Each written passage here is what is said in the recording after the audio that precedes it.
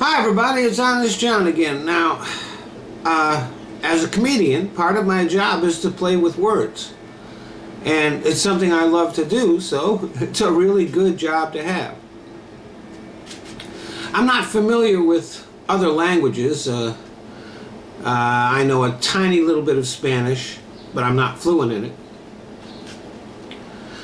But as a comedian, actor, and writer, I love the English language. It is a language that can be very, very powerful. In the words, in the hands of a great writer, awesome thoughts can be expressed. But it's also just a fun language, a language that lends itself to being played with. We have puns, we have double entendres, similes, metaphors, and all kinds of colloquialisms. So let's have a little fun here. Let me start off by quoting George Carlin, one of my favorite comics. You don't take a shit, you leave a shit.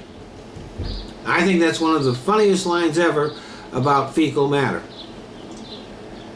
And along that line, who wants to be king shit? Does anybody really aspire to ascend the turd throne? You don't catch a cold catches you. You host a party. Unless there's a food fight, you really don't throw it. You don't go for broke. I don't know anyone who deliberately strives to have no money.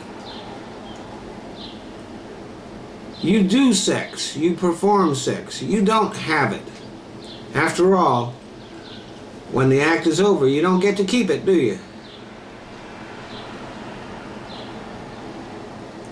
People who walk on air usually land with a thud.